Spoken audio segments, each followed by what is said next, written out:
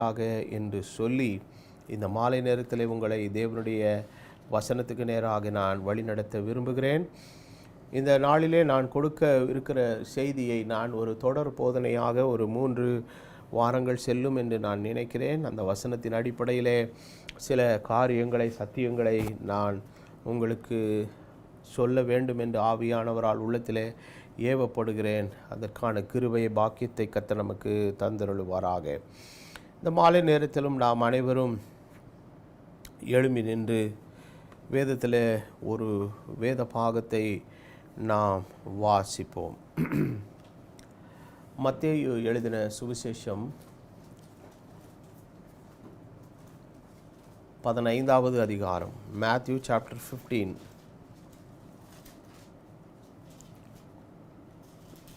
8, 9 2 வசனங்களை நான் வாசிக்க விரும்புகிறேன். மத்தேயு 15, 8, 9 வசனத்தை எல்லாருமாக ஏகோபித்து இந்த வசனத்தை படிப்போம்.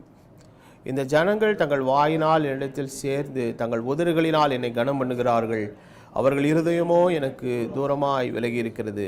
மனுஷருடைய கற்பனைகளை உபதேசங்களாய் போதித்து வீணாய் எனக்கு ஆராதனை செய்கிறார்கள் என்று ஏசாயா தீர்க்கதரிசி நன்றாய் சொல்லி இருக்கிறான் என்றார்.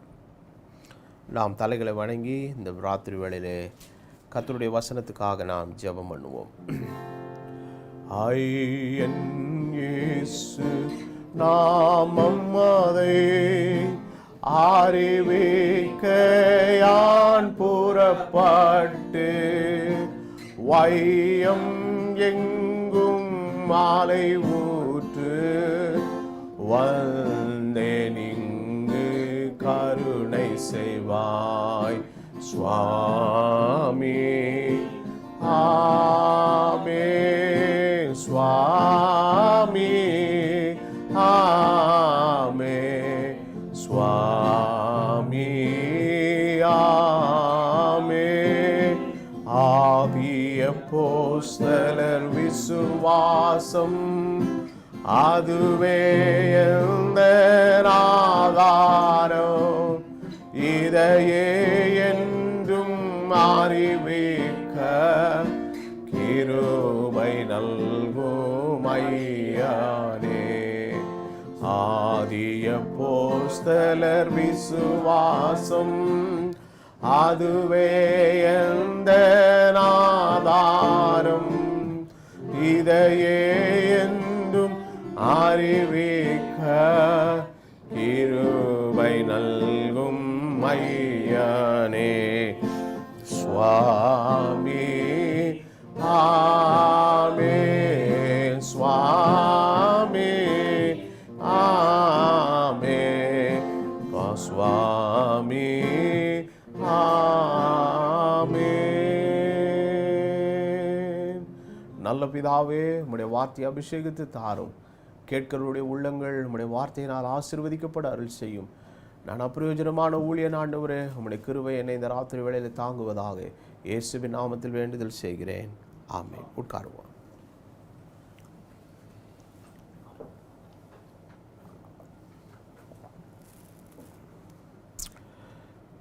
நான் வாசித்த இந்த வேத வசனம் ஆண்டவராகிய இயேசு கிறிஸ்து தம்முடைய ஊழியத்திலே அவர் ஒரு குறிப்பிட்ட கட்டத்தில் இந்த வசனத்தை அவர் எடுத்து பயன்படுத்தி சொல்லுகிறார். அது ஏசாயா ஏற்கனவே தீர்க்க தரிசனமாய் சொன்ன வார்த்தை. இந்த வசனத்தின் அடிப்படையில் உங்களோடு பேசும்படி உள்ளத்தில் ஏவப்பட்ட, சொல்ல விரும்பின, பிரசங்கிக்கும்படி விரும்பின கர்த்தருடைய வார்த்தை, எது மெய்யான ஆராதனை? இயேசு கிறிஸ்துவினுடைய ஊழியத்திலே அவர் செய்த அவருடைய விசேஷித்த ஊழியத்தில் அற்புதம், அடையாளம், அநேக ஜனங்கள், ஆண்டவரை அறியாத புறஜாதி மக்கள், ஆண்டவரை அறிந்த மக்கள், நியாயசாஸ்திரிகள், பரிசேயர், சதிசேயர் என எல்லா தரப்பு மக்களும் அவரிடத்தில் வந்தார்கள். ஆனால் ஆண்டவர் பாவிகளின் மீது மனதுருக்கமுடையவராய் நல்லவர்களை பாராட்டுகிறவராய் அவர்களோடு கூட ஈடுபட்ட நிலைமை எல்லாம் ஒரு பக்கம் இருக்க, அவருடைய இருதயத்தை சற்று காயப்படுத்தின ஒரு காரியம், அதாவது வேதனையும் கோபத்தையும் உண்டாக்கின ஒரு காரியம் என்னன்னா, ஒரு மாய்மாலமான நிலையில் வாழ்ந்த யூதர்கள். அதை அந்த ஆங்கிலத்தில் ஹிப்போக்ரசி என்று சொல்வார்கள். அப்போ ஆண்டவர் அப்படிப்பட்ட சில சூழ்நிலைகளை, காரியங்களை அவர்கள் வாழ்க்கையில பார்த்துட்டு என்ன சொல்றாருன்னா, இந்த ஜனங்க வாயினால தான் பேசுறாங்களே ஒழிய அவர்கள் செயல்பாட்டுக்கும் அவர்கள் வாயின் வார்த்தைக்கு என்ன இல்லாமல் இருக்குது, ஒரு பொருத்தம் இல்லாமல் இருக்கிறது என்பதை அறிந்துட்டு ஆண்டவர் என்ன சொல்றாருன்னா, இவர்கள் எனக்கு வீணாக ஆராதனை செய்கிறார்கள். இதை ஆங்கில வேதாகமும் எப்படி சொல்லுகிறது என்றால், in vain they do worship me. Vain என்று சொன்னால் வேஸ்டா, எதுக்கும் பிரயோஜனம் இல்லாமல். அப்போ இதை இந்த வீணாக ஆராதனை செய்கிறார்கள் என்கிற விஷயத்தை நாம் எப்படி புரிந்து கொள்வது? How we can understand in the perspective of the Bible? அப்போ முதல்ல ஆராதனை அப்படிங்கிற அந்த சொல் என்னன்றது நமக்கு புரியணும். இன்னைக்கு கிறிஸ்தவ உலகத்தில் ஒரு விஷயம் பேசப்படுகிறது. என்ன சொல்கிறாங்கன்னா, அவர் ஒர்ஷிப் லீடர் அப்படின்னு சொல்கிறாங்க, ஒரு பேர் கொடுத்துருக்குறாங்க. நான் சின்ன பிராயத்துலேருந்து சர்ச்சுக்கு போகிறவன், பாட்டு நடத்துவாங்களே ஒழிய ஒர்ஷிப் லீடர்லாம் அப்போல்லாம் கேள்விப்பட்டதே கிடையாது. அப்போது ஒரு விஷயத்தை ரொம்ப டிஃப்ரென்ஷியேட் பண்ணுறாங்க. பாடல் பாடுகிறது வேறு, ஒர்ஷிப் பண்ணுவது வேறு. அப்போ நான் ஒருத்தரை கேட்டேன், பாட்டு பாடுறதுனா என்ன, ஒர்ஷிப் பண்ணுறதுனா என்னன்னு கேட்டேன். பாட்டு பாடுறதுனா உட்காந்துக்கிட்டே பாடுறது தான் பாட்டு பாடுறது பிரதர். அப்போ ஒர்ஷிப்னா என்னன்னு கேட்டேன். எந்திரிச்சு நிற்கணும் பிரதர் ஃபஸ்ட்டு, அப்புறம் கையெல்லாம் தூக்கணும், நாங்கள் சில ஆக்ஷன்லாம் சொல்லுவோம், அதுக்கு ரெஸ்பாண்ட் பண்ணி செய்யணும், இதுதான் ஒர்ஷிப்னார். எனக்கு அவர் முன்னாடி சிரிப்பு வந்துருச்சு, ஆனால் சிரிக்க முடியல. ஏன்னா அவர் ரொம்ப அறியாமையில் பேசுகிறாரு. அவரை அது சிரிச்சேன்னா அது அவருடைய மனசு காயப்படுங்கிறதுக்காக நான் ஒன்றுமே சொல்லலை. அப்போது ஒர்ஷிப் பண்ணுறாங்க அப்படின்னு இங்கிலீஷில் எழுதியிருக்குது, நம்ம அதை அப்படி சொல்கிறோம். ஆனால் காலையில் நம்ம தெருவில் நடந்து போகிறோம். ஞாயிற்றுக்கிழமை காலையில் வேகமாக பைபிள் எடுத்துகிட்டு வேர்க்க விறுவிறுக்க நடந்து போகிறோம். யாரோ ஒருத்தர் வழிமறித்து எங்கே போகிறீங்கன்னு கேட்டால் என்ன சொல்கிறோம், ஆராதனைக்கு போகிறோன்னு சொல்கிறோம். இப்போது நான் என்னோடய கேள்வி என்னென்னா, நீங்கள் அந்த 1.5 மணி நேரம் 2 மணி நேரம் உட்காந்து கேட்டீங்களே, செய்தீங்களே, பார்த்தீங்களே, பேசுனீங்களே, அவங்க உங்ககிட்ட பேசுனாங்களே, இது எல்லாம் சேர்த்து அந்த 2 மணி நேரமும் ஆராதனையா, இல்லை ஒரு 15-20 நிமிஷம் நின்றுட்டு கையும் கீழே எக்ஸசைஸ் மாதிரி பண்ணீங்களே, அது ஆராதனையா?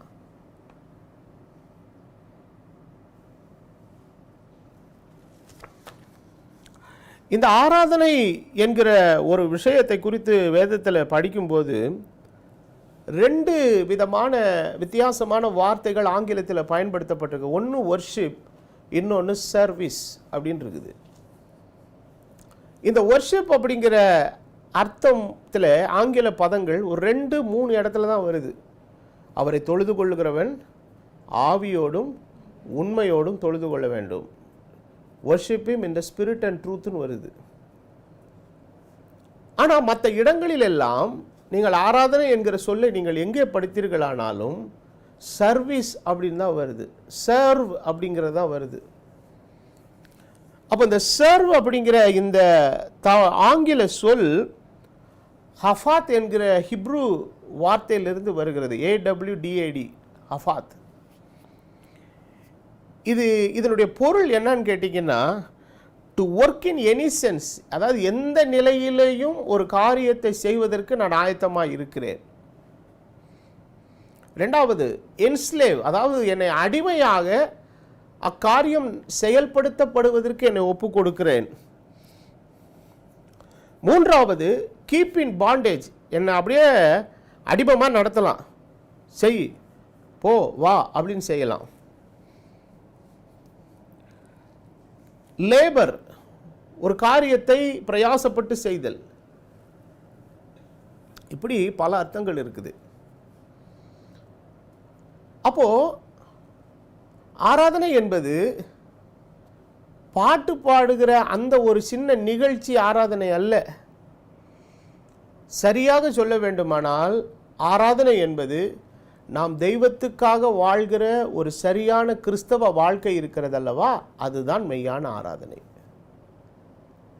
ஸோ நான் கிறிஸ்துவை அறிகிறதற்கு முன்பாக நான் என்ன பண்ணுறேன்னா, என் சுய இஷ்டத்தின்படி சுய விருப்பத்தின்படி நான் வாழ்கிறேன்.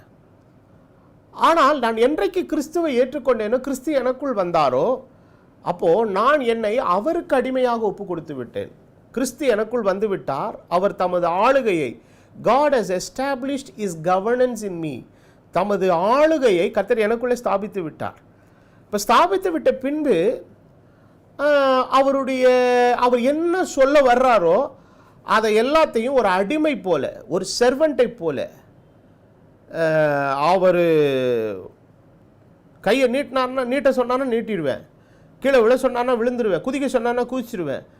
அவர் சொன்னதற்கு மறு வார்த்தை ஒன்றும் கிடையாது. அவர் என்ன சொல்லுகிறாரோ அதை மாத்திரம் செய்கிற ஒரு நிலை இருக்குது அல்லவா, அதுதான் சர்விங் அன்டு தி லார்ட். அப்போது ஒரு அதிகார வர்க்கத்துக்கு கீழே ஒரு அடிமை எப்படி அவன் உட்காரணும், எந்திரினா எந்திரிக்கணும், போகணும், வாணும் எதிர்த்து பேசலாம் முடியாது. ஏன் எதுக்கு என்னத்துக்கெல்லாம் கேள்வி கேட்க முடியாது, எக்ஸ்கியூஸ் மீன்லாம் சொல்ல முடியாது. அடிமையாக வேலை செய்வது என்பது வேறு. ஒரு இடத்துல நாம் ஒரு சம்பளத்துக்கு ஒரு முறையான ஒரு காரியத்தில் செய்யும்போது அங்கேயும் சில இடத்துல அடிமை மாதிரி வேலை செய்ய வைப்பான், அது வேறு.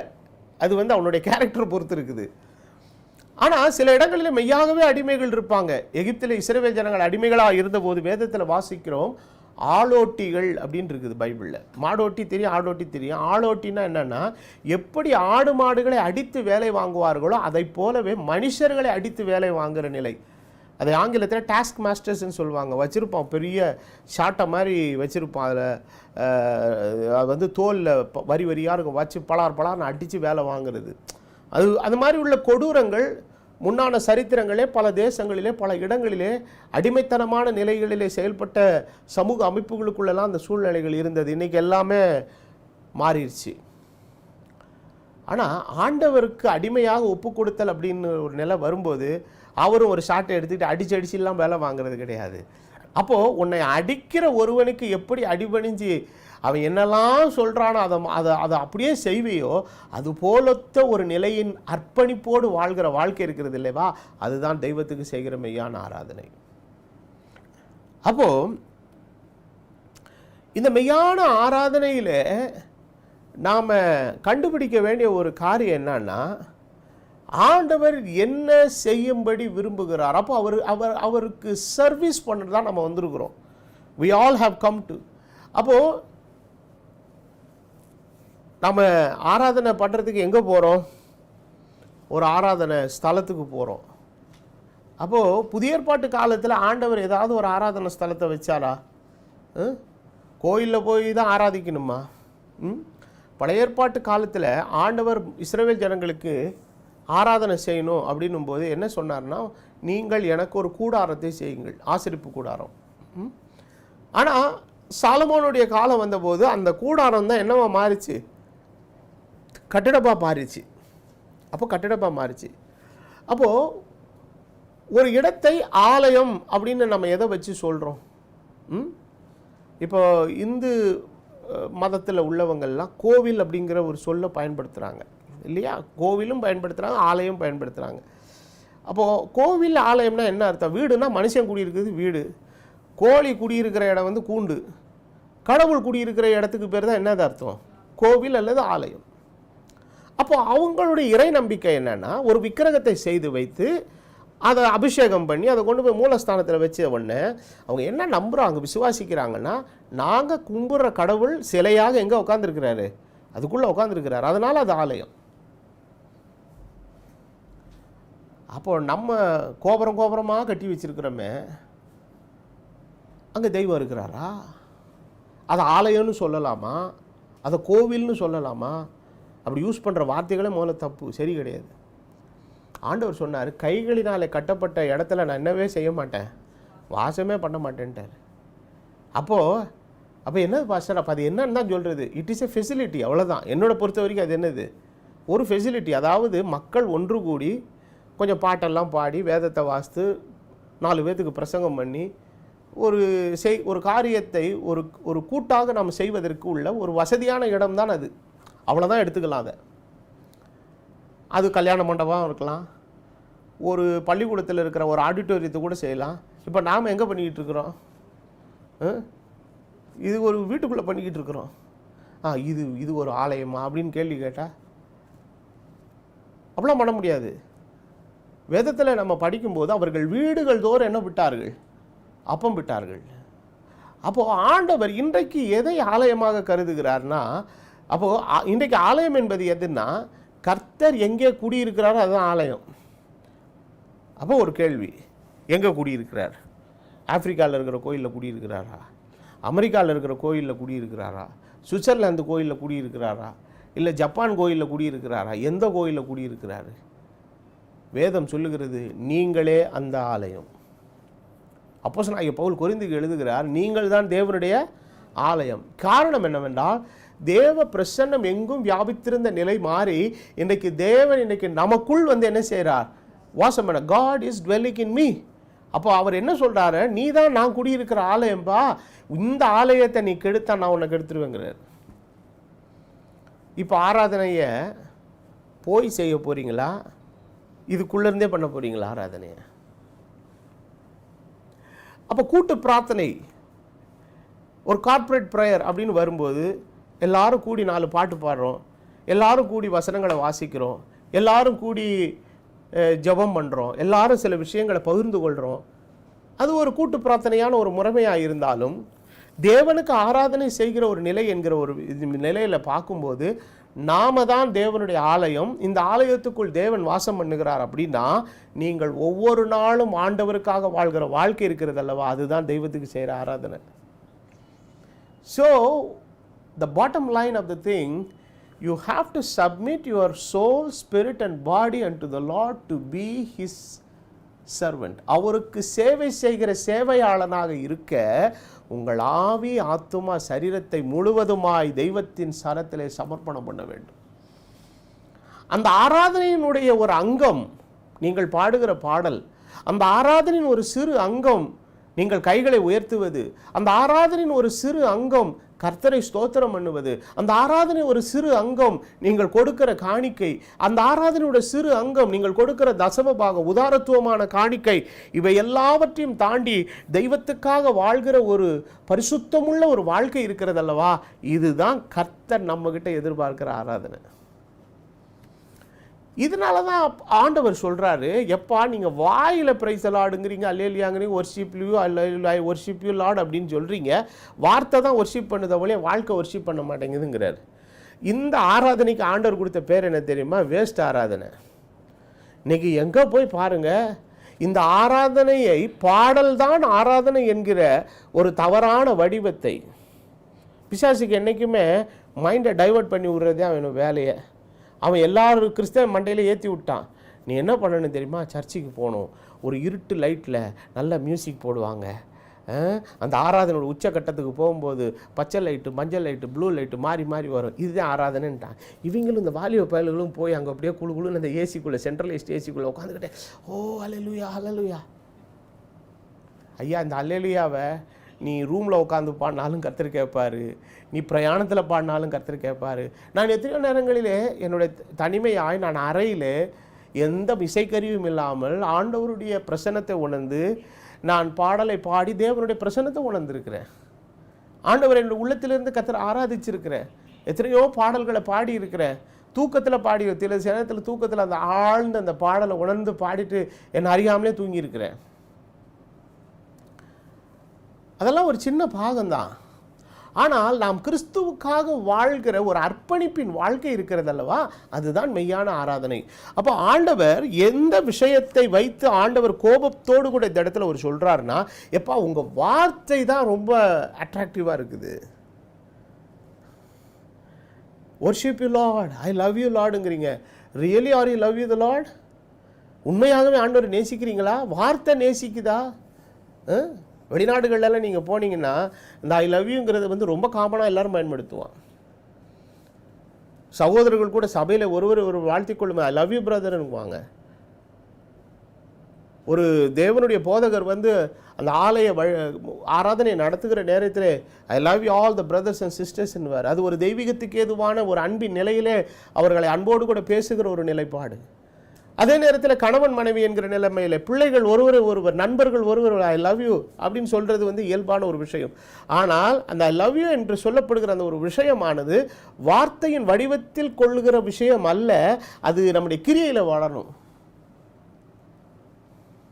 நான் சிறு பிராயத்தில் இருக்கும்போது எங்கள் வீட்டுக்கு எதுக்கு ஒரு ஆள் இருந்தார். அவர் வந்து ஒரு பஸ் டிரைவர், கொஞ்சம் நல்லா குடி போடுற மனுஷன். அவருக்கு வந்து கல்யாணம் பண்ணி ஒரு மனைவியை விட்டுட்டு அப்புறம் இன்னொரு கல்யாணம் பண்ணி வச்சுருக்கிறாரு. அந்த மனைவி வேறு ஒருத்தருடைய மனைவி. முதல் தாரமாக அந்த அம்மா இருந்தது வந்து ஒரு கண்டக்டருக்கு. இப்போ ரெண்டாம் தாரமாக இவருக்கு வந்திருக்கிறது ஒரு டிரைவருக்கு. அது டிரைவரு கண்டக்டர் லிங்க்குன்னு நினைக்கிறேன், அது என்னன்னு தெரியல. அடிப்பான் போட்டு. ராத்திரி ஆச்சுன்னா கையில் என்ன கிடைக்கிற கம்பு கிம்புகள் எல்லாத்தையும் அடிப்பான். அந்த பொம்பளை சில நேரங்களில் அலறுகிற அந்த அலறல் சத்தம் எங்கள் வீட்டில் கேட்கும். நான் சொல்கிறது 1980களில் உள்ள சூழ்நிலை. ஒரு நாள் எங்கள் தாத்தா கேட்டுகிட்டே இருந்தவர் அந்த பொம்பளை அலற சத்தத்தை கேட்டுட்டு கம்பு எடுத்துகிட்டு போயிட்டார். கம்பு எடுத்துகிட்டு போய் அவனை அடிக்க போடணும்னா அந்த பொம்பளை போட்டு இப்படி இருந்தால் அடிக்கிறான், செத்துரும் போல இருக்கு அப்படின்னு சொல்லிட்டு இவ்வளோ அடிக்கிறவன் காலையில் பார்த்தீங்கன்னா தலை நிறைய பூ வச்சுக்கிட்டு சினிமா கூப்பிட்டு போவான். ஒன்றுமே புரியாது. அவன் ராத்திரி போன அடிக்கும் உதைக்கும் காலையில் நடக்கிற காட்சிக்கும் பார்த்தீங்கன்னா என்னவே இருக்காதுங்க, பொருத்தமே இருக்காது. அந்த பொம்பளைக்கு அந்த வலி போச்சா இல்லை தைலம் போட்டு விட்டானா ஒன்றுமே தெரியாது. அப்போது மனிதனுடைய வார்த்தைக்கும் வாழ்க்கைக்கும் என்ன இருக்க வேண்டும்? சம்பந்தம் இருக்க வேண்டும். அப்போது இன்றைக்கு ஆண்டவரே என்ன சொல்கிறாரு? உன்னுடைய வாழ்க்கை எனக்கு ஒரு சிறந்த ஆராதனை இல்லாவிட்டால் நான் எதையுமே ஏற்றுக்கொள்ள மாட்டேன்றார். ஏசாயால அழகான வசனங்கள் உண்டு. உன் பலிகளின் திரள் எனக்கு என்னத்துக்குன்றார், உன் காணிக்கை எனக்கு என்னத்துக்குங்கிறார். இன்னொரு இடத்துல சொல்ல உன் காணிக்கை தூக்கி மூஞ்சில இறப்பேங்கிறாரு. எப்படி இருக்கும்? அந்த வேர்டிங்ஸ் எல்லாம் பார்த்தீங்கன்னா ரொம்ப அக்ரெசிவாக இருக்கும், ரொம்ப கோபத்தோடு பேசுவது போல் இருக்கும். அப்போ ஆண்டவர் என்ன சொல்கிறாரு? வாழ்க்கை சரியில்லாத பட்சத்தில் நீங்கள் என்னதான் செய்தாலும் அதை ஆண்டவர் ஒரு காலம் என்ன செய்கிறது இல்லைங்க, ஏற்றுக்கொள்கிறது இல்லை. அப்போ ஆண்டவருடைய குற்றச்சாட்டு என்னன்னா, உங்களுடைய நீங்கள் ஆராதனை என்று சொல்லுகிற விஷயங்கள் ஒரு பாடலாகவும் வெறும் காணிக்கையாகவும் வெறும் வார்த்தையினுடைய துதி வார்த்தைகளாக மாத்திரம்தான் இருக்கிறத ஒழிய வாழ்க்கை மாறவில்லை. அதுதான் ஆண்டவருடைய வருத்தம். அப்போ இன்னைக்கு தேவனுக்கென்று நாம் செய்ய வேண்டிய ஒரு ஆராதனையில் முக்கியத்துவப்படுத்தப்பட வேண்டிய ஒரு விஷயத்தை தான் இந்த நாளினுடைய இன்ட்ரடக்ஷனில் நான் பேச விரும்புகிறேன். அப்போது தேவனுக்காக ஆராதனை செய்வது என்பது ஒரு நல்ல காரியம். ஆனால் செய்கிற ஆராதனை தேவனுக்கு ஏற்ற விருப்பத்தின்படி, இன்னொரு வார்த்தையிலே தேவனுடைய சித்தத்தின்படி, according to the will of God, இல்லையா? இப்போது தம்பியை நான் விருந்துக்கு எங்கள் வீட்டுக்கு கூப்பிட்றேன் அப்படின்னா தம்பிக்கு என்ன பிடிக்குன்றதை நான் கற்பனை பண்ணக்கூடாது. போன வாரம் எங்கள் வீட்டுக்கு எங்கள் அக்கா ஒருத்தங்க மதுரையிலேருந்து வந்திருந்தாங்க.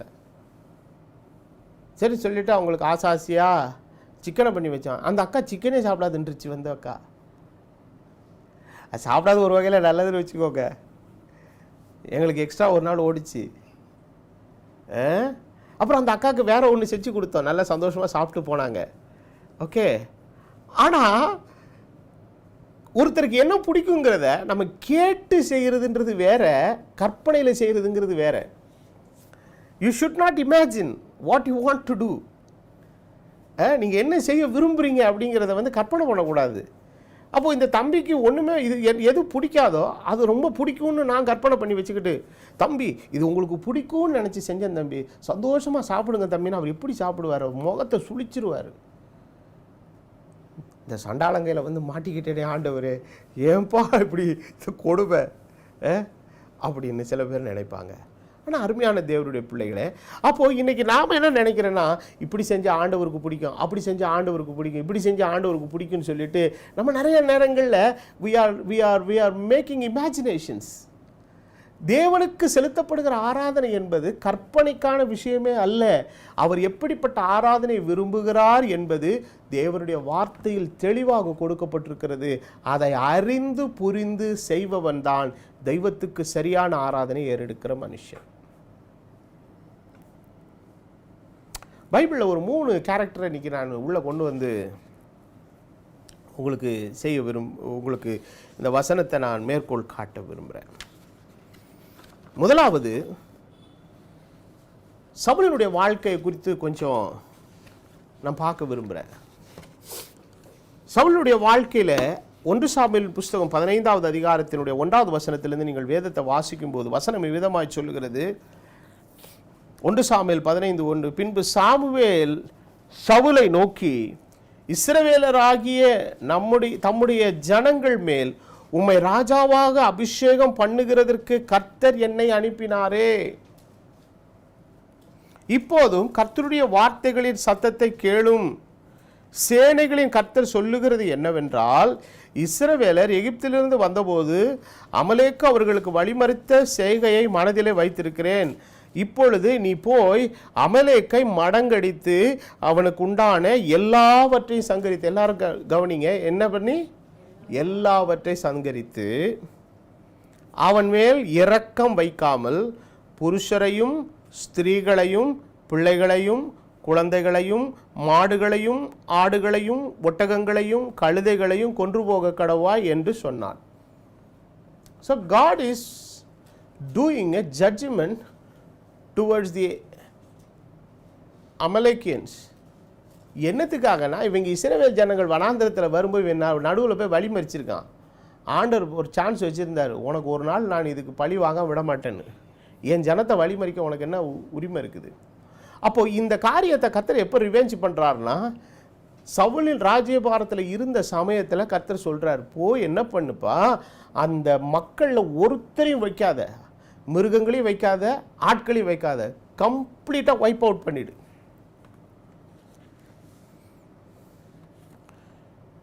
இப்போ ராஜா என்ன செய்யணும்? நேராக போய் ஒரு ஸ்ட்ராட்டஜி போட்டு முப்படை தளபதிகளை கூப்பிட்டு பேசணுமா? தலைவர் சொல்லிட்டார், போட சொல்லிட்டார்ப்பா, போட்டு தள்ளிட வேண்டியது, அவ்வளோதான். போனோமா, அம்புட்டையும் காலி பண்ணோமா, வரணும், இதுதான் வேலையே. ஆனால் நடந்த காரியம் என்ன? அப்பொழுது சவுல் ஆவிலா துவங்கி எகிப்துக்கு எதிரே இருக்கிற சூருக்கு போகும் மட்டும் இந்த அமலேக்கியரை மடங்கடித்தான். ஆனால் அமலேக்கியரின் ராஜாவாகிய ஆகாக்கை உயிரோடே பிடித்தான். கொல்லுடானா என்ன பண்ணான்? உயிரோடே பிடித்தான்.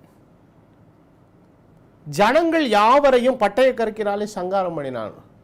அப்போது ஆண்டவர் ஒரு காரியத்தை செய்ய சொன்னால் அப்படியே என்ன பண்ணிடணும்? செஞ்சிடணும். மரியாள் அன்னைக்கு காணா ஒரு கல்யாண வீட்டிலே வேலைக்காரர்களுக்கு பிறப்பித்த உத்தரவு என்ன? அவர் என்ன சொல்லுகிறாரோ அதை மாத்திரம் செய்யுங்கள். அப்போது சவுலை கர்த்தர் ராஜா வாக்கிட்டு, இந்த சவுலை ராஜா வாக்குனது இல்லாமல் அந்த ராஜ்யபாரத்தில் அவன் என்னெல்லாம் செய்யணுங்கிற இந்த விஷயத்தை கர்த்தர் தான் அவனுக்கு கமெண்ட் பண்ணிகிட்டே இருக்கிறார். அவர் சொல்கிறத தான் அவன் செய்யணும். இவன் ராஜாவாக இருக்கிறன்றதுனால ஓனாலாம் அவன் டிசிஷன்லாம் எடுக்க முடியாது. சில நேரத்தில் கர்த்தர் ராஜாவுள்ள இடத்துல டைரெக்டாக பேசுகிறாரு, சில நேரங்களில் கர்த்தர் தீர்க்கதரிசிகளை அனுப்பி ராஜாக்கள் இடத்துல பேசுகிறாரு. ஆக மொத்தத்திலே தேவன் அவர்களை ராஜாவாக ஏற்படுத்தினாலும் இஸ்ரவேலை ஆளுகிற விஷயத்தின் நிலையிலே சகல தீர்மானத்தை எடுக்கிற ஃபைனல் அத்தாரிட்டி யார் தான்? இறுதி அதிகாரம் தேவன் தான்.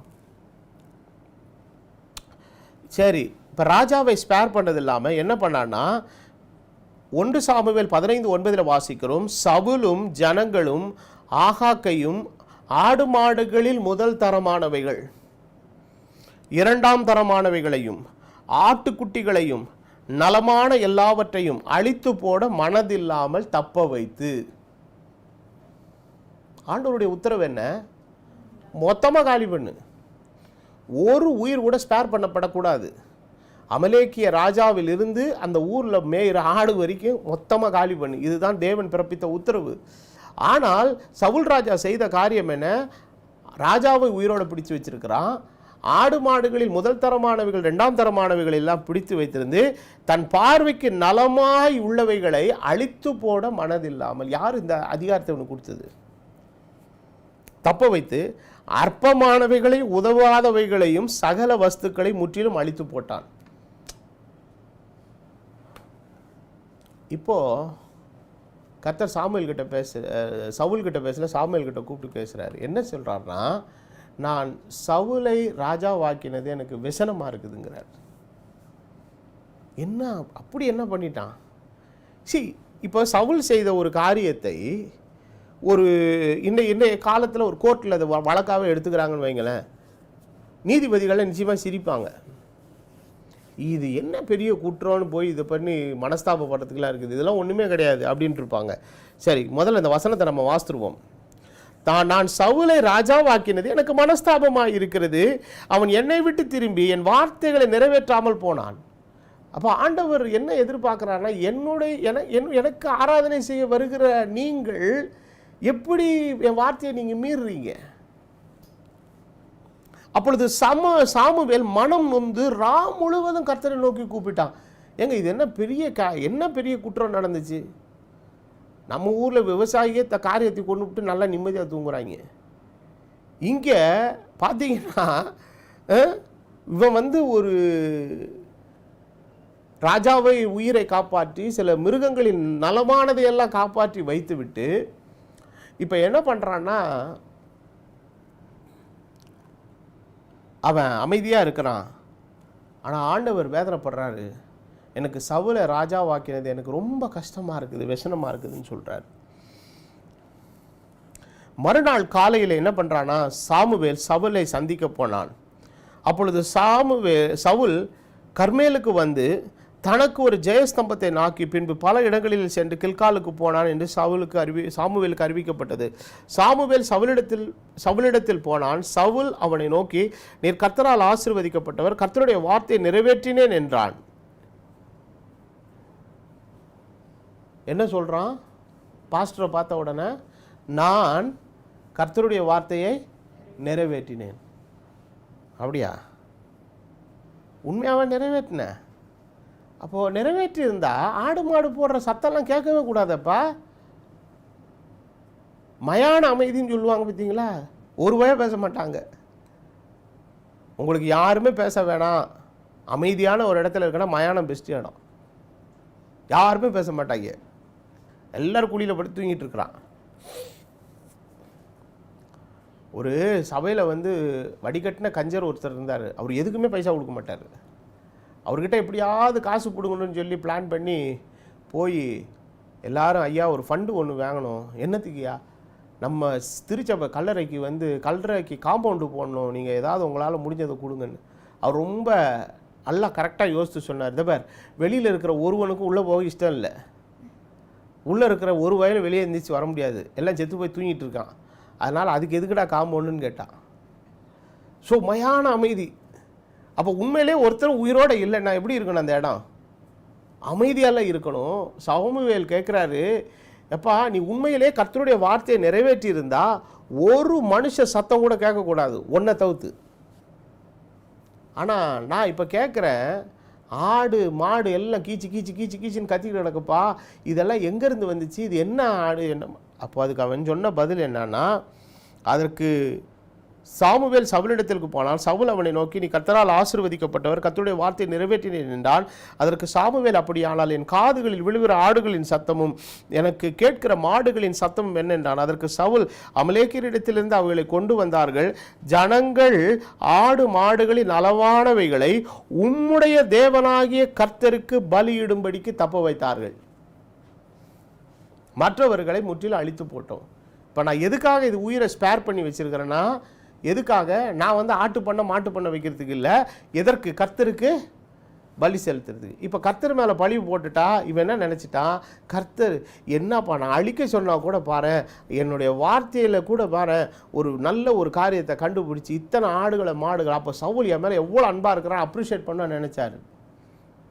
ஆண்டவர் இந்த இடத்துல சவுல் செய்த காணிக்கையை விட சவுல் பலியிட வேண்டும் என்று நினைத்த அந்த பெரிய காரியத்தை விட தான் சொன்ன வார்த்தைக்கு எந்த அளவு கீழ்ப்படிந்தாங்கிற அந்த ஒரு விஷயத்தை தான் ஆண்டவர் பார்க்குறார்.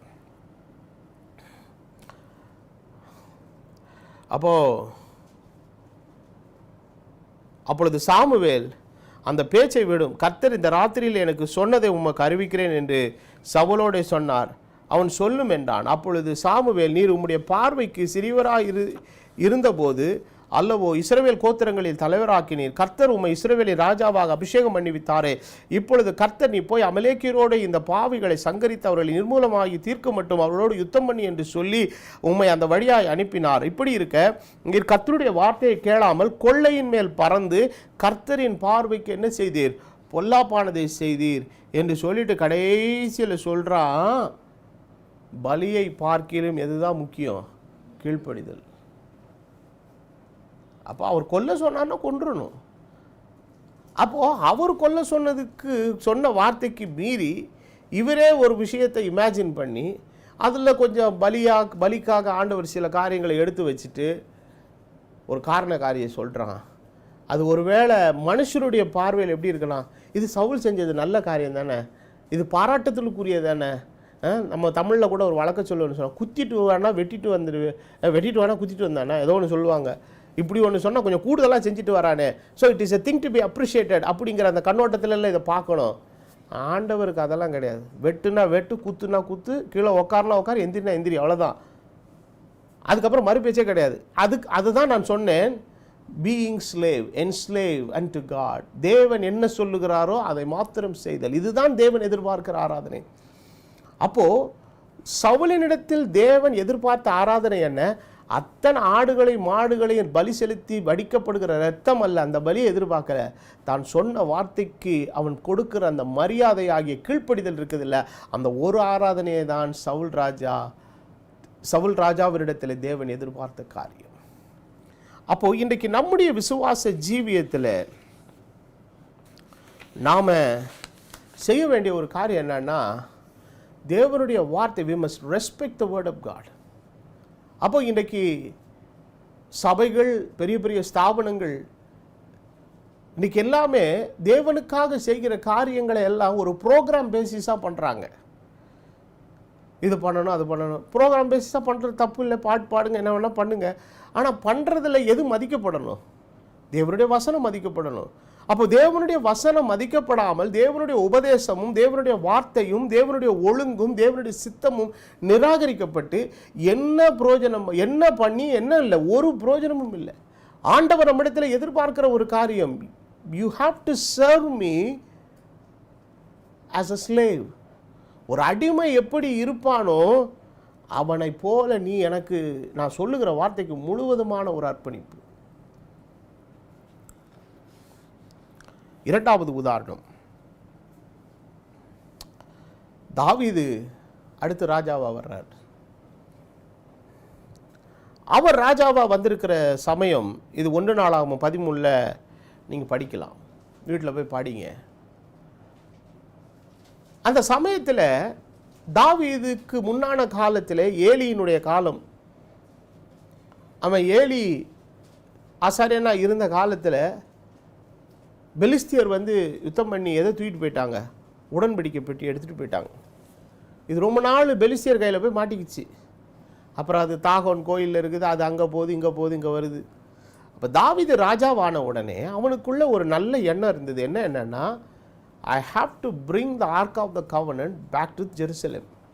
அந்த பெலிஸ்தியரால் பிடிக்கப்பட்டு காணாமல் போன உடன்படிக்கை பெட்டி என்ன செய்யணும்? அதனுடைய ஸ்தானத்தில் நான் கொண்டு வைக்கணும். இது தாவீதுக்குள்ள இருந்த மிகப்பெரிய வாஞ்சை. But his intention was good, but method was wrong. அப்போ இன்றைக்கி நம்முடைய கிறிஸ்தவ வாழ்க்கையில் நமக்கு நிறைய நல்ல இன்டென்ஷன்ஸ் இருக்கலாம், தப்பு இல்லை. ஆனால் அந்த இன்டென்ஷன்ஸை நம்ம ஃபுல்ஃபில் பண்ணும்போது ஆண்டவருடைய மெத்தட் என்னங்கிறத நம்ம சரியாக புரிஞ்சுக்கிடணும். அந்த மெத்தட் அறியாமல் நான் எனக்கு விரும்பின மாதிரி செஞ்சோம்னு வச்சுக்கோங்களேன், அது தேவன் ஏற்றுக்கொள்கிற ஒரு காரியமாக இருக்கவே இருக்காது. அப்போது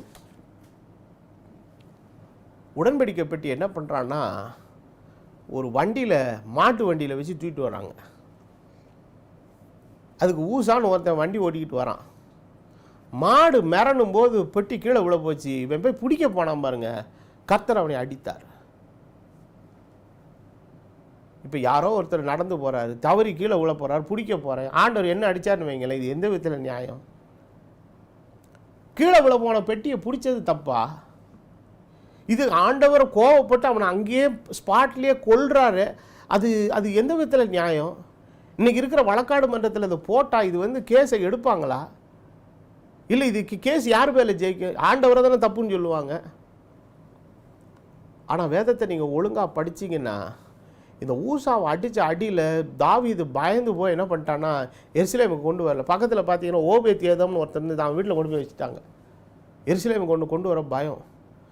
அப்புறம் தாவீது ரொம்ப அப்செட் ஆகி ஜெருசலேத்துக்கு போயிட்டு ராத்திரியெல்லாம் தூக்கம் வரல, மண்டையை போட்டு உடச்சிக்கிட்டு இருக்கிறான். அப்புறம் காலையில் ஆசாரியர்கள் எல்லாம் கூப்பிட்டு கேட்குறான், இப்படி வழியில் இப்படி ஒரு பெரிய பயங்கரமான ட்ராஜிக் இன்சிடெண்ட் நடந்துருச்சு, என்னான்னு தெரில. இப்போ அவங்களாம் சொல்கிறாங்க, தாவீது நீ இஸ்ரவேலுக்கு ராஜா தான், நாங்கள் இல்லைன்னு சொல்லலை. ஆனாலும் நீ ஆண்டவருக்கு எந்த ஒரு காரியத்தை செய்கிறதுக்கு முன்னாடி ஆசாரியர்கள் தேவனுடைய மனுஷரிடத்தில் ஆண்டவருடைய வழிகாட்டுதல் என்னங்கிறத விசாரிச்சுட்டு நீ போயிருக்கணும். நீ பாட்டுக்கு உன் இஷ்டத்துக்கு போய் பண்ணுற. அப்படியா? அப்படி நான் என்ன தப்பு பண்ணேன்? தவர் உடன்படிக்கை பெட்டியை மாட்டு வண்டியில் தூக்கிட்டு போகக்கூடாது. ஆசரிப்பு கூடாரத்தினுடைய மற்ற பனிமூட்டுகள் இருக்கிறது அல்லவா, அது எல்லாத்தையும் வண்டியில் கட்டி கூப்பிட்டு போகலாம். ஆனால் உடன்படிக்கை பெட்டி மாத்திரம் ஆசாரியர்கள் என்ன பண்ணணும்? தோளில் சுமக்கணும். தோளில் சுமக்க வேண்டிய ஒரு விஷயத்தை போய் வண்டியில் கட்டி இழுத்துட்டு வந்திய தாவீது, நீ எவ்வளோ பெரிய தப்பான வேலையை செய்த. அப்போ தாவீது வேதத்தில் வாசிக்கிறோம், அந்த ஓபேத் ஏதோமனுடைய வீட்டிலே அந்த உடன்படிக்கை பெட்டி எவ்வளோ நாட்கள் இருந்த அத்தனை நாட்கள் கர்த்தர் அந்த குடும்பத்தை ஆண்டவர் ஆசீர்வதித்தார். ஆனால் இப்போது தாவீது ஒரு சரியான மெத்தடை ஃபாலோ பண்ணுறாரு. அவர் என்ன பண்ணுறாருன்னா, அவன் அதற்கென்று ஆசாரியர்களை தெரிந்து கொண்டு அவர்களை பரிசுத்தப்படுத்தி அவர்கள் எல்லாம் போக வேண்டிய அந்த சுத்திகரிப்பினுடைய செரிமோனி எல்லாம் போய் அவங்கள கூட்டு போய் அவங்க தான் அதை என்ன பண்ணிட்டு வராங்க, தூக்கிட்டு வராங்க. அப்போது தாவீதுனுடைய இன்டென்ஷன் நல்ல இன்டென்ஷன் தான். ஆனால் அவன் செய்த முறை தேவனுடைய சித்தத்துக்கு விரோதமான ஒரு காரியம். அப்போ இன்றைக்கு நம்முடைய கிறிஸ்தவ வாழ்க்கையின் ஜீவியத்தில் நாம் செய்ய வேண்டிய காரியம் என்னென்னா, இன்றைக்கி தேவனுக்காக நான் கர்த்தருக்காக ஏதாவது செய்யணும் பிரதர், கர்த்தருக்காக வாழணும் பிரதர் அப்படின்னு சொல்லிட்டு நம்ம இஷ்டம் போல் வாழ்கிறது வாழ்க்கை அல்ல. அப்போ தேவனுக்காக நாம் ஏறெடுக்கிற மெய்யான ஆராதனை என்கிற விஷயம் எதுனா, ஒவ்வொரு வாழ்க்கையினுடைய ஒவ்வொரு அம்சத்திலேயும் தெய்வத்தினுடைய வசனத்தை நான் கனப்படுத்துகிறவனாக இருக்க வேண்டும். I must respect the word of God. அப்போ தேவனுடைய வசனத்தையும், தேவனுடைய வசனம் தான் தேவனுடைய சித்தம். அப்போ தேவனுடைய வசனமும் தேவனுடைய சித்தமும் நிராகரிக்கப்பட்டு நம்ம எந்த ஒரு காரியத்தை செய்தாலும் தேவன் அதை என்ன செய்யறதில்லை, ஏற்றுக்கொள்றதில்லை. வேதத்தில் வாசிக்கிற அறியாமையுள்ள காலங்களில் தேவன் எப்படி இருந்தாராம்? காணாதவர் போல இருந்தார், கண்டுக்கிட மாட்டார். ஆனால் இப்பொழுதோ எல்லா மனுஷரும் மனம் திரும்ப வேண்டும் என்று. இப்போ நானே ஒரு மனிதரை வேலைக்கு வைக்கிறேன். வேலைக்கு வைக்கும்போது ஆரம்ப நேரங்களில் சில தவறுகளை அவங்க செய்கிறது இயல்பு. அந்த நேரம் நம்ம போய் கொஞ்சம் கடுமையாலாம் இருக்க முடியாது. அப்போது நான் என்ன பண்ணுறேன்னா, அவன் கொஞ்சம் சில காலங்கள் அவனுக்கு ஒரு ட்ரைனிங் மாதிரி கொடுக்குறேன்.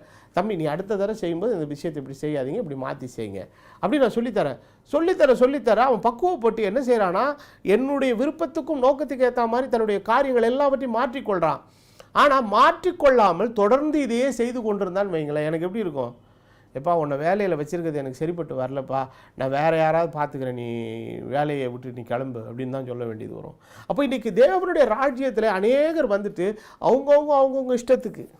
அப்போ இன்றைக்கு ஒவ்வொரு சபைகளையும் ஒவ்வொரு ஸ்தாபனங்களையும் பார்க்கும்போது நாங்கள் ஆண்டவருக்காக செய்கிறோம் எல்லாரும் ஆண்டவர் பேரில் சொல்லிவிட்டு அவங்க இஷ்டத்துக்கு பண்ணிகிட்டு இருக்கிறாங்க. அப்போ இன்றைக்கு எது நிராகரிக்கப்படுகிறது என்று சொன்னால், தேவனுடைய வார்த்தை, தேவனுடைய வசனம், தேவனுடைய சத்தியம், தேவனுடைய உபதேசம் இன்றைக்கு நிராகரிக்கப்படுகிறது. அப்போ தேவனுடைய பார்வையிலே ஒருவருக்கு தேவன் எதை தவறு என்று நிர்ணயித்தாரோ அதுதான் எல்லாருக்குமே. அப்போ ஒருத்தருக்கு தவறுன்னு சொன்னதை இன்னொருத்தருக்கு ரைட்டுன்னு ஆண்டவர் சொல்ல மாட்டார். ஒருத்தருக்கு ரைட்டுன்னு சொன்னதை போய் இன்னொருத்தருக்கு தவறுன்னு சொல்ல மாட்டார். அப்போ தேசத்துக்கு தேசம், இடத்துக்கு இடம், காலத்துக்கு காலம், அல்லது மக்களுடைய சூழ்நிலைக்கு ஏற்ப, அவருடைய சமுதாய அமைப்புக்கு ஏற்ப, கலாச்சாரத்துக்கு ஏற்றபடி தேவன் தம்முடைய சித்தத்தை, நோக்கத்தை அவ்வப்போது மாற்றி மாற்றி கொடுக்குறவர் இல்லை. Since you are being an Indian, நீங்கள் இது மாதிரி இருங்க, நீ அமெரிக்கனா நீ இப்படி இருலாம் ஆண்டவர் ஒவ்வொருவருக்கும் ஒவ்வொரு விதமான திட்டத்தை ஆண்டவர் வைத்திருக்கல. தேவன் எல்லாருக்கும் எல்லாவற்றை போலவும் வாழுவதற்கு ஆண்டவர் கிருபை கொடுத்தார். இன்னைக்கு காலையில் நான் ஒரு சின்ன ஆவணப்படத்தை ஒன்று பார்த்துட்டு இருந்தேன். அது ஒரு மத்திய ஐரோப்பா அல்ல ஒரு சின்ன நாடு. அந்த நாட்டில் பார்த்தீங்கன்னா பயங்கரமாக ஐஸ் கொட்டுது, வின்டர் சீசன். அந்த வின்டர் சீசனில் அந்த வீட்டில் இருக்கிற ஒருத்தர் காலையில் என்ன பண்ணுறாருன்னா, ஒரு பெரிய சால் மாதிரி இருக்குது, அதை வச்சு அந்த வீட்டு வாசலில் பாதையில், நடப்பாதையில் இருக்கிற அந்த ஐஸ் எல்லாம் வாரி வாரி இந்த பக்கம் அந்த பக்கம் கொட்டி பாதையை செம்ம பண்ணுறார். அவர் என்ன பண்ணியிருக்கிறாருன்னா, காலில் நல்லா ஸ்ட்ராங் பூட்ஸ் போட்டிருக்கிறார், மேலே வின்டர் ஜர்க்கின் போட்டிருக்கிறாரு, கையில் க்ளவுஸ் போட்டிருக்கிறாரு, தலையில் தொப்பி போட்டிருக்கிறாரு. அந்த குளிருக்கு என்னென்ன பாதுகாப்பு அம்சங்கள்லாம் செய்ய முடியுமோ எல்லாத்தையும் செஞ்சுருக்கிறாரு. ஆனால் அவர் வீட்டு நாய் பார்த்தீங்கன்னா அது ஐஸில் குதிச்சு விளையாடுது. காலில் ஷூ இல்லை, அதுக்கு ட்ரெஸ் இல்லை, தொப்பி இல்லை, ஒன்றும் இல்லை, இவர் போட்டிருக்கிற ஒன்றுமே இல்லை. எப்படி அந்த நாயால் அந்த ஐஸில் அவ்வளோ பெரிய மைனஸ் டெம்பரேச்சர் டிகிரியில் குதிக்க முடிஞ்சுது? அப்போ தான் எனக்கு ஒரு விஷயம் பழங்குச்சு. மிருகத்தை தேவன் படைத்ததற்கும் மனுஷனை தேவன் படைத்ததற்கும் வித்தியாசம் இருக்குது.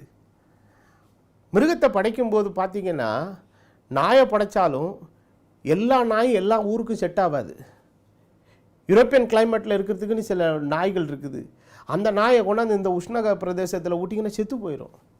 நம்ம ஊரில் இருக்கிற நாட்டு நாயை கொண்டு போய் அங்கே ஐஸில் விட்டிங்கன்னு வைங்க, அது செத்து போயிடும், இது செத்து போயிடும். அப்போது அந்தந்த நாட்டினுடைய சூழ்நிலைக்கும் சீதோஷ நிலைக்கு ஏற்ப மிருகங்களுடைய சஞ்சாரமே இன்றைக்கி என்ன செஞ்சுருக்குதுங்க, மாறுபட்டிருக்கிறது. சில மீன்கள் கூட கடல்களில் பார்த்தீங்கன்னா ஐஸ் இருக்கிற அந்த குளிர்ந்த பகுதிக்குள்ளே தான் அது என்ன செய்யும், அந்த குளிர்ந்த தண்ணிக்குள்ளே இருக்கும்.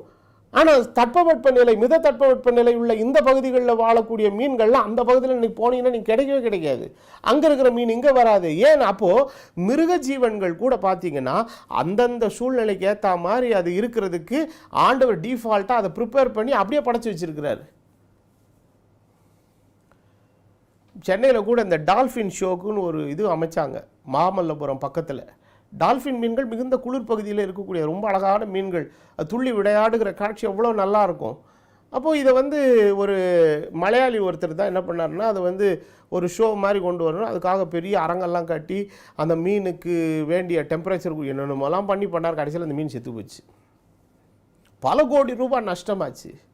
காரணம் இது நம்மளுடைய சூதோஷ நிலைக்கு அது என்ன செய்யவே செய்யாதுங்க, ஒத்து வராது.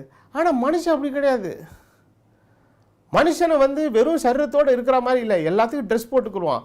அப்போ எப்படி ஆண்டவர் படைச்சிருக்கிறான்னா, அவன் உலகத்தில் எங்கே வேணால் சர்வைவ் ஆகலாம், ஆனால் மிருகங்கள் சர்வைவ் ஆக முடியாது. அப்போ குளிர் பிரதேசத்தில் இருக்கிற மிருகம் குளிர் பிரதேசத்தில் தான் இருக்க முடியும். சூடான பகுதியில் இருக்கிறது சூடான பகுதியில் தான் இருக்கணும். ஆனால் மனுஷன் எங்கே வேணால் இருக்கலாம்.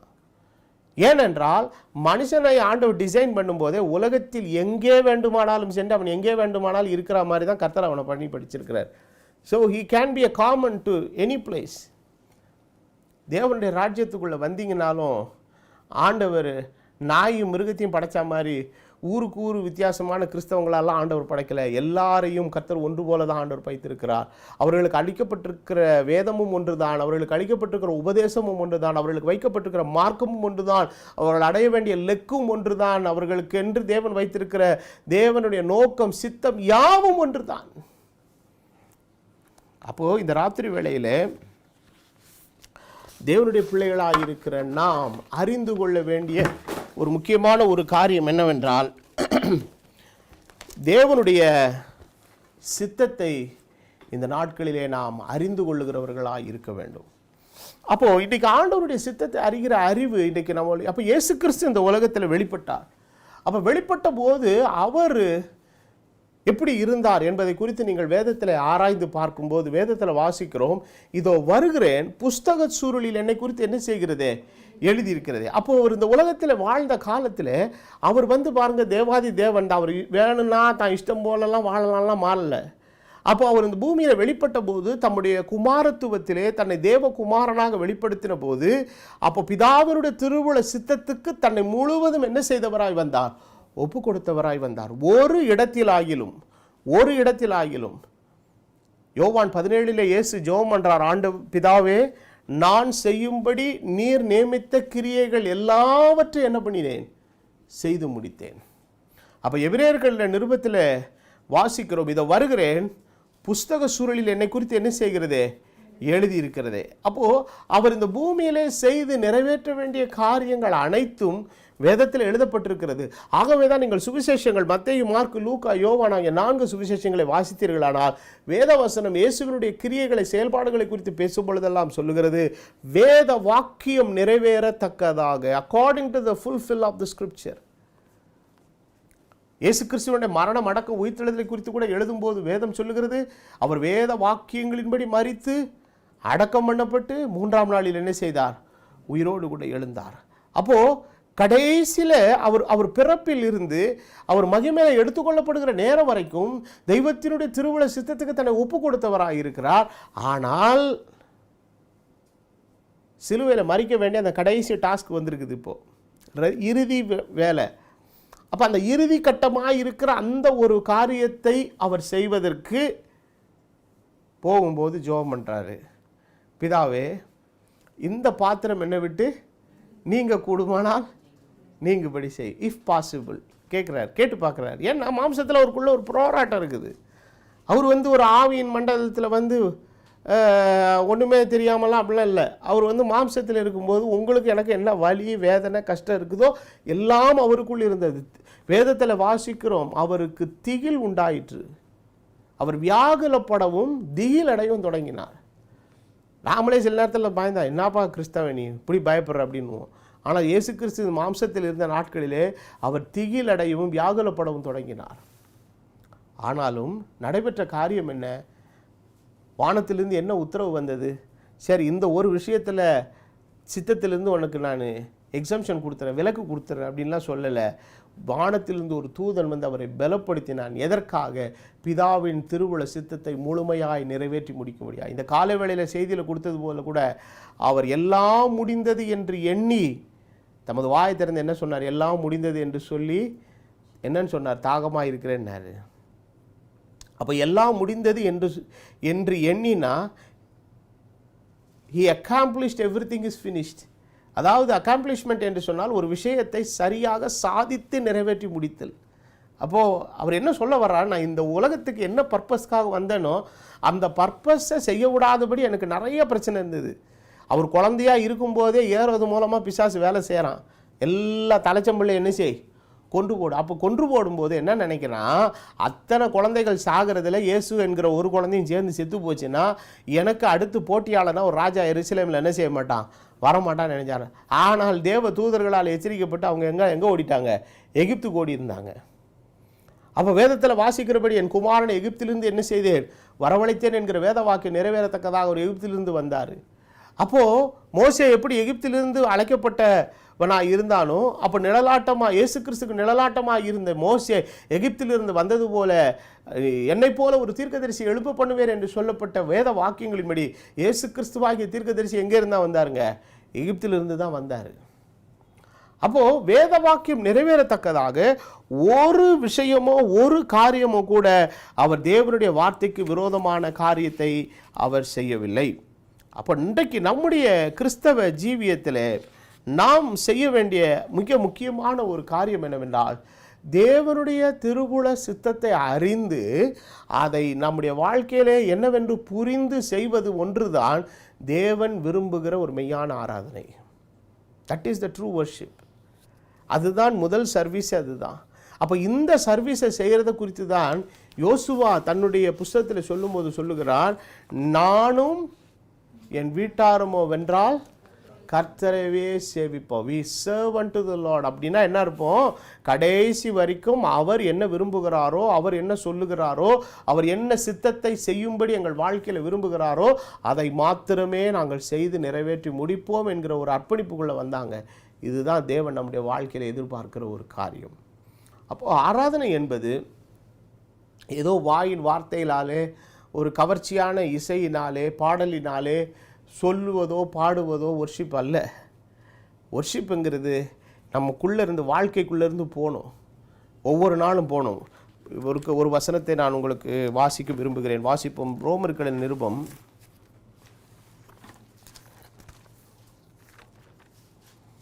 12வது அதிகாரம் முதல் 2 வசனத்தை நான் வாசிக்கும்போது ஒரு வசனத்தை நம்ம படிப்போம். ரோமர் 12:1-2. அப்படி இருக்க சகோதரரே, நீங்கள் உங்கள் சரீரங்களை பரிசுத்தமும் தேவனுக்கு பிரியமான ஜீவ பலியாய் ஒப்புக் கொடுக்க வேண்டும் என்று தேவனுடைய இரக்கங்களை முன்னிட்டு உங்களை வேண்டிக் கொள்ளுகிறேன். இதுவே நீங்கள் செய்யத்தக்க என்ன ஆராதனை?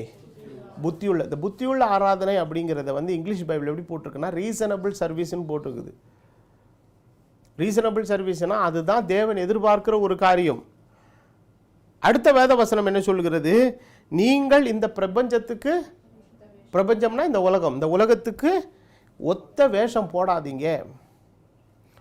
தேவனுடைய நன்மை, பிரியம், பரிபூரண சித்தம், 3 காரியம் சொல்றார். எது அவருக்கு நன்மையானது, எது அவர் பிரியப்படுகிறது, எது அவருடைய பரிபூரண சித்தம் என்னது என்பதை என்ன செய்யணுமா?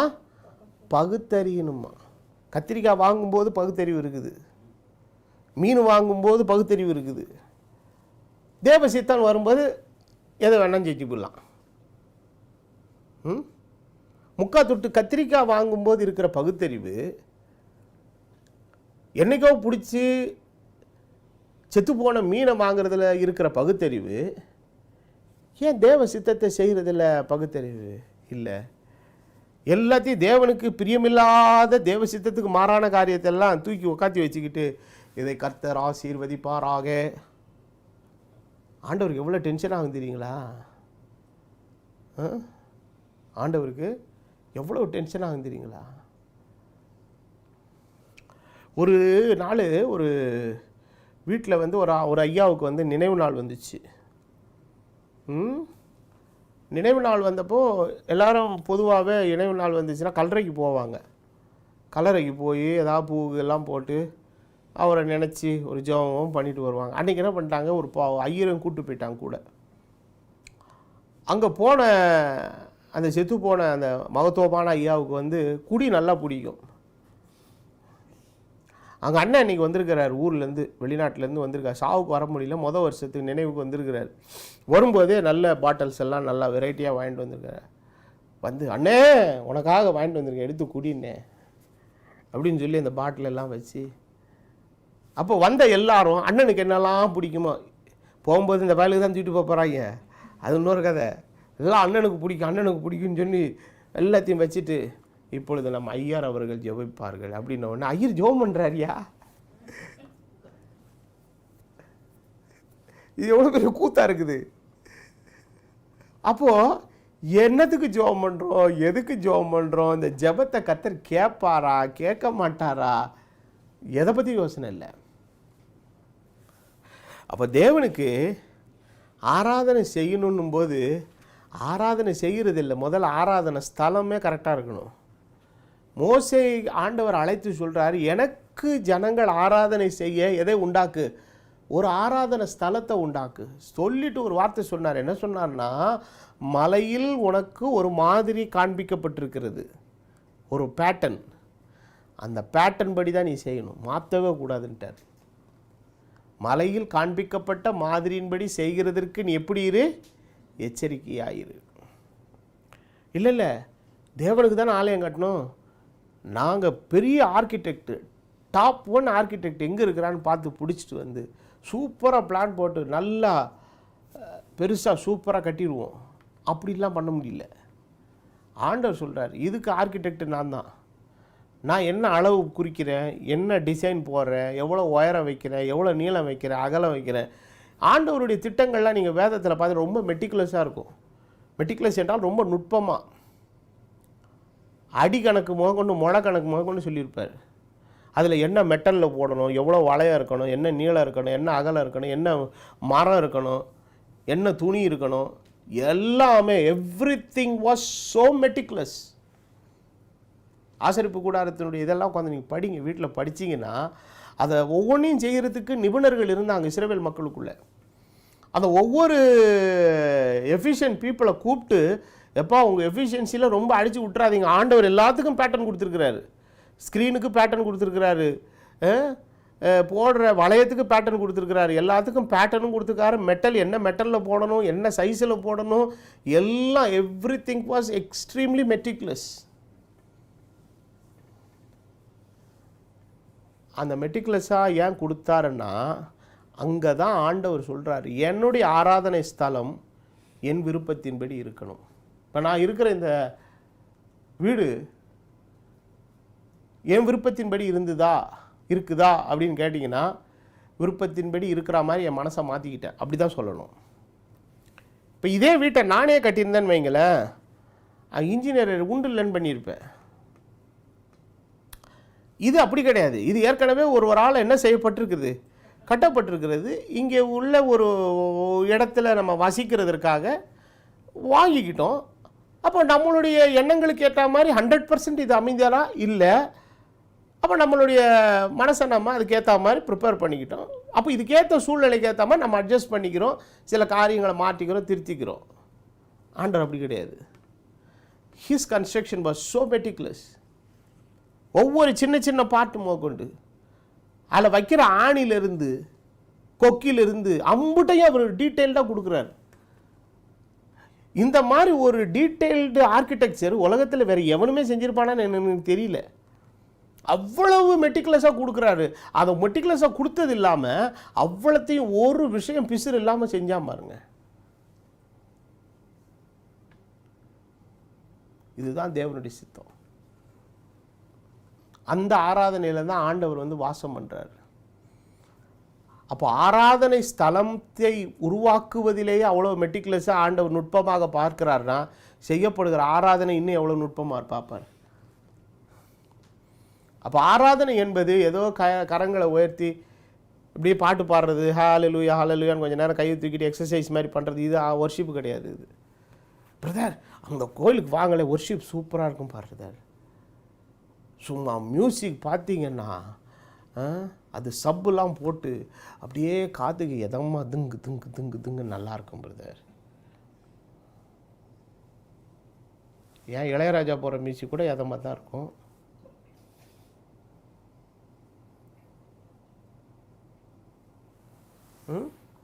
எல்லா சினிமா ஆட்கள் பாடுற எதுவும் எதமாக தான் இருக்கும். அடிப்படையில் இசை என்பது எல்லாருடைய இருதயத்துக்கு எதமாக தான் இருக்கும். மியூசிக்கே தெரியாதவங்க கூட எங்கேயாவது பக்கத்தில் ஒரு மியூசிக்கை போட்டு கொஞ்சம் நேரத்தில் கையை இப்படின்னு ஆரம்பிச்சிருவான். நீ என்னப்பா பாகவதரான்னு கேட்டால் நான் பாகவதர்லாம் இல்லைங்க. எப்படி அவனால் போட முடியுதுன்னா, people can be easily connected with music.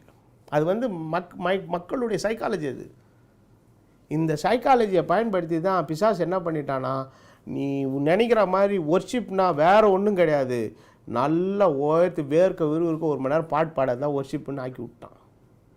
பாட்டு பாடுற தப்பு இல்லைங்க, 1 மணி நேரம் என்ன, ஒரு நாள் ஃபுல்லாக கூட பாடுங்க, இசையோடு பாடுங்க, கைதட்டி பாடுங்க, குதிச்சு பாடுங்க, நடனம் பண்ணி பாடுங்க, கத்தி பாடுங்க, சத்தமாக பாடுங்க, அழுதுகிட்டே பாடுங்க, தாளை விழுந்து பாடுங்க, எப்படி வேணால் பாடுங்க.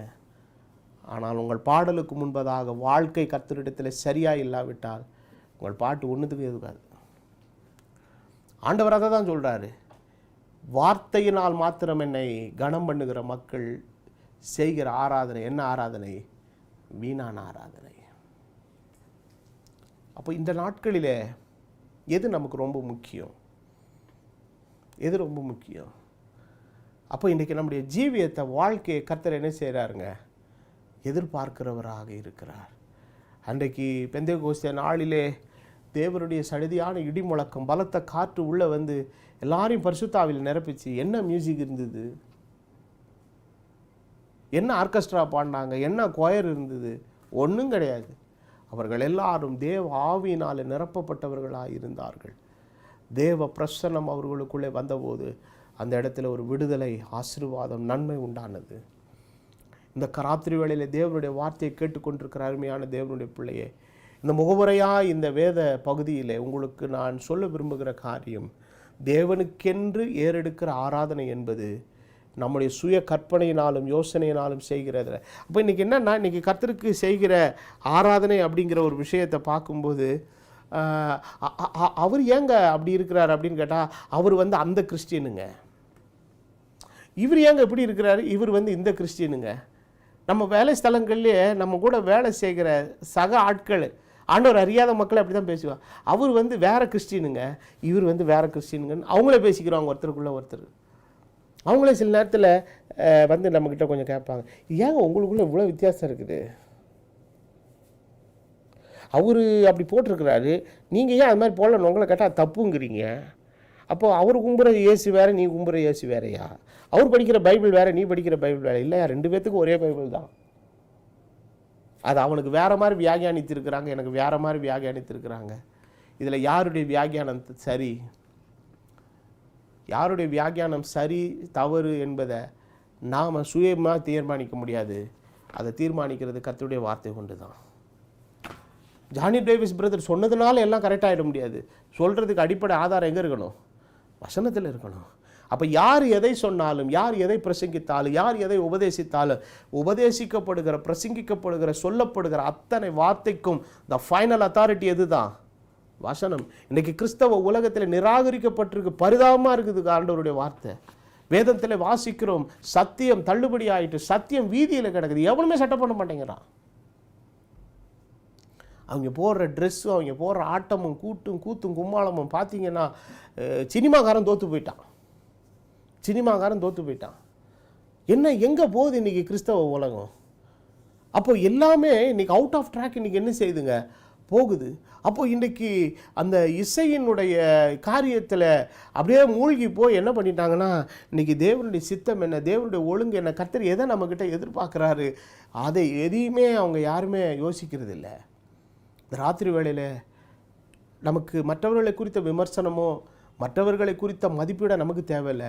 Let us value our self. நாம மதிப்பீடு செய்து பார்த்து, நான் வாழ்கிற வாழ்க்கை, என் குடும்ப வாழ்க்கை, என் பிள்ளைகளை வளர்ப்பு, என் கணவன் மனைவி உறவு, என்னுடைய வேலை, என்னுடைய சம்பாத்தியம், என்னுடைய உழைப்பு, என்னுடைய பிரயாசம்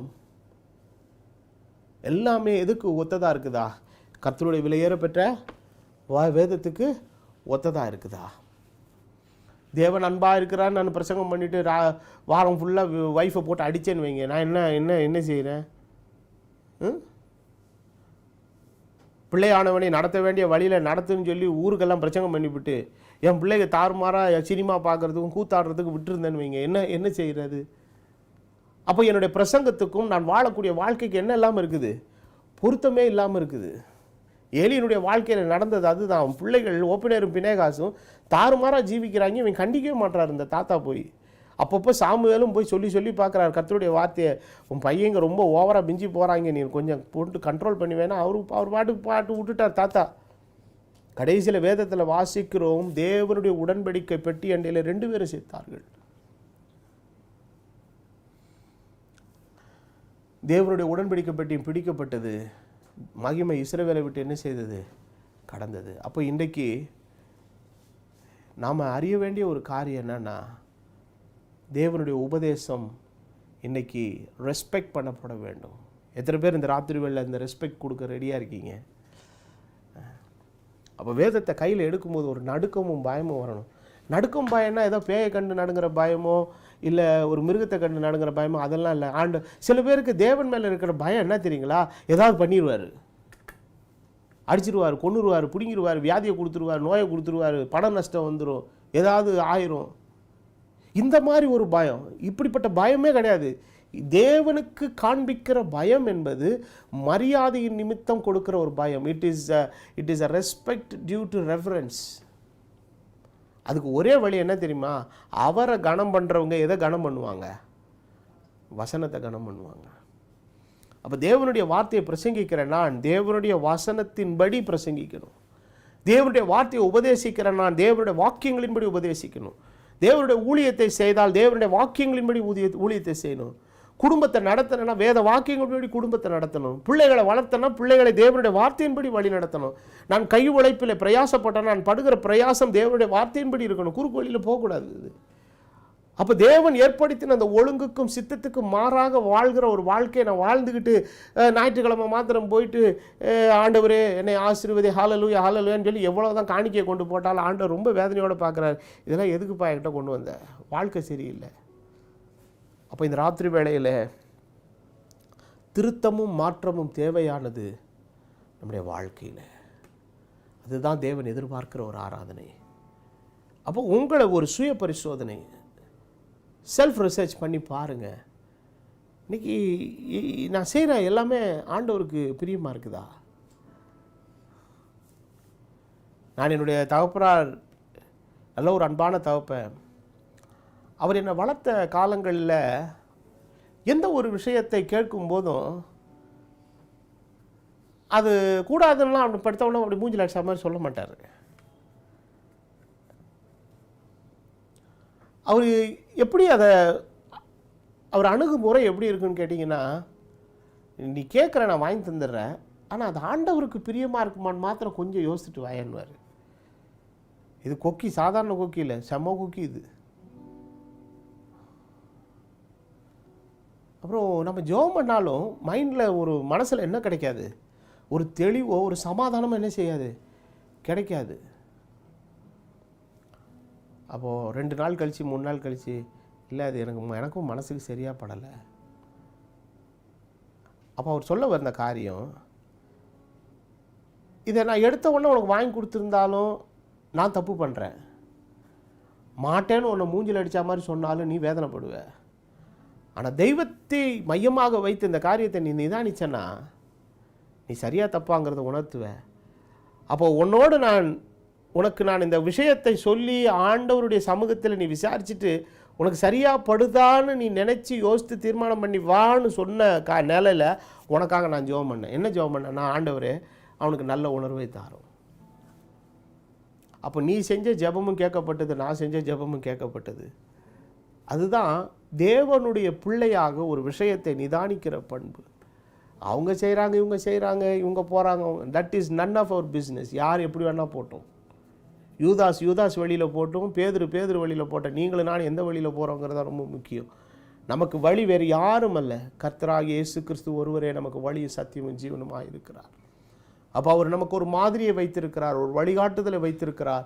தமது சித்தத்தை தேவன் பூரணமாய் வெளிப்படுத்தியிருக்கிறார். இந்த ராத்திரி வேளையிலே தேவ சமூகத்திலே அவருடைய வார்த்தையை கேட்டுக்கொண்டிருக்கிற நாம் தேவனுக்கு ஏறெடுக்க வேண்டிய ஒரு ஆராதனை என்னது என்பதை அறிந்து கொள்ள வேண்டுமானால் தேவனுடைய நன்மையும் பிரியமும் அவருடைய பரிபூர்ண சித்தம்.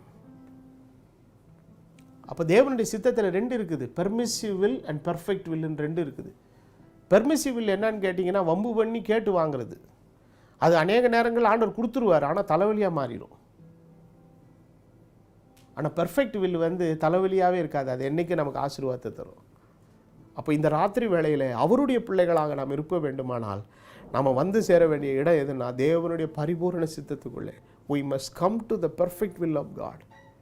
அப்போ இப்படிப்பட்ட ஒரு நிலையை ஆண்டவர் இன்றைக்கி எதிர்பார்க்குறார்.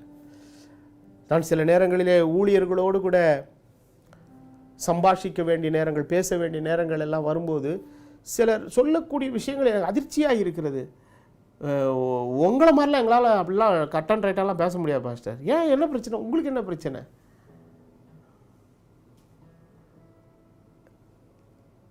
அப்புறம் இன்னொருத்தர் சொல்கிறாரு, முந்தி காலம் மாதிரிலாம் இந்த காலம் இல்லைங்க. அப்போ தேவன் காலத்துக்கு ஏற்ற மாதிரி மாறிட்டாரா? காலத்துக்கு ஏற்ற மாதிரி சித்தத்தை மாற்றிக்கிட்டாரா? கிடையாது. இயேசு கிறிஸ்து நேற்றும் இன்றும் என்றும் மாறாதவர். அவர் மாறாதவர் என்பதனாலே அவர் அளித்த உபதேசமும் மாறாது, அவருடைய சித்தமும் மாறாதது. இன்றைக்கி நீங்களும் நாமும் அந்த மாறாத தெய்வத்தின் பாதத்தில் நம்மை அர்ப்பணித்து அந்த மாறாத அந்த நல் விஷயத்துக்கும் உபதேசத்துக்கும் வார்த்தைக்கும் தெய்வீக சித்தத்துக்கும் நம்மளை அர்ப்பணித்து வாழ வேண்டும். அந்த நிலையை கர்த்தர் இந்த ராத்திரி வேளையில் நம்மிடத்தில் எதிர்பார்க்கிறார். அந்த கிருபையை, பாக்கியத்தை கர்த்தர் உங்கள் ஒவ்வொருவருக்கும் நல்குவாராக என்று சொல்லி என் வார்த்தைகளை மிகுந்த தாழ்மையோடு பணிவோடு நிறைவு செய்கிறேன். இதை கேட்ட உங்கள் யாவருக்கும் இந்த ராத்திரி வேளையிலே நல் உணர்வை பரிசுத்த ஆவியானவர் அருளுவாராக. நாம் எல்லாரும் எழும்பி நின்று ஜெபம் பண்ணுவோம். சித்தம் போல் என்ன என்றும் தற்பரனே நீர் நடத்தும். என் சித்தமோ ஒன்றும் வேண்டாம், என் பிரியனே என் இயேசுவே.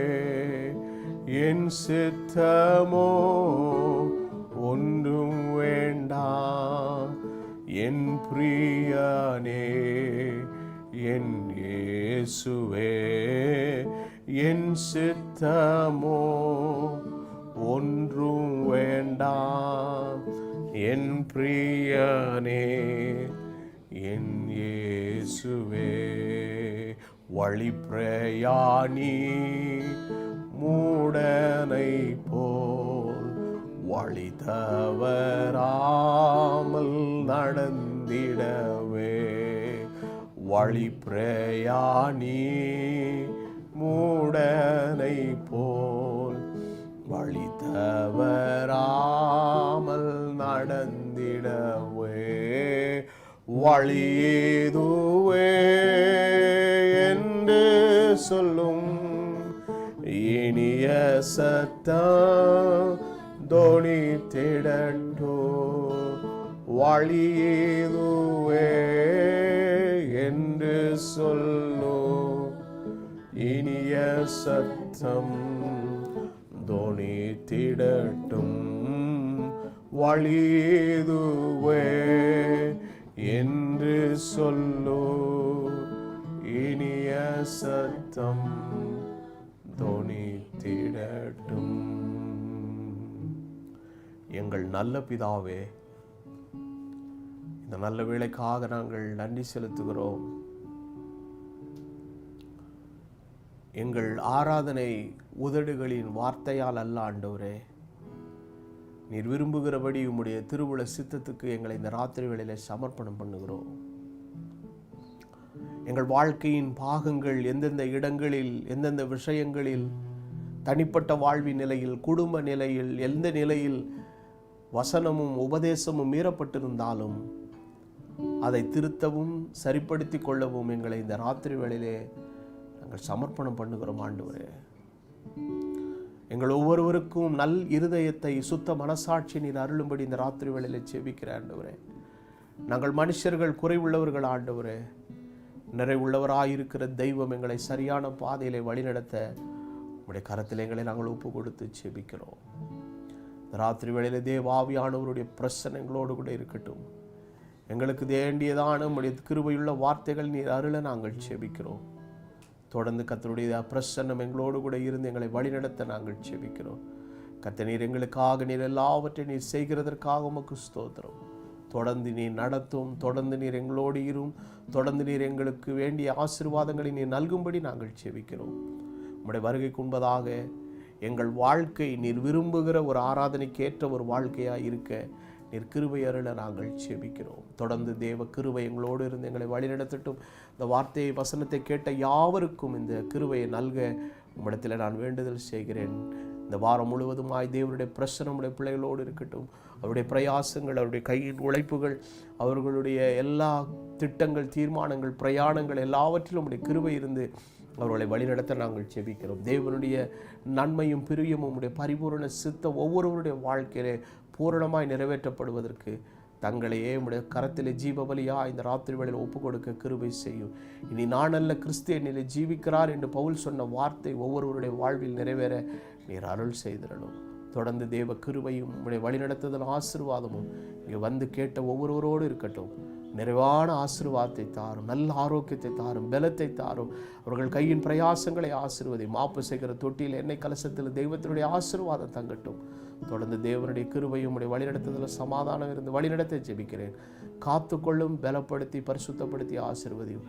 கனமும் துதியும் மகிமையும் ஒருவருக்கே ஏறெடுக்கிறேன். கர்த்தராகிய இயேசு கிறிஸ்து என்னும் விலையேறப்பட்ட நாமத்தில் வேண்டுதல் செய்கிறேன். ஆம்.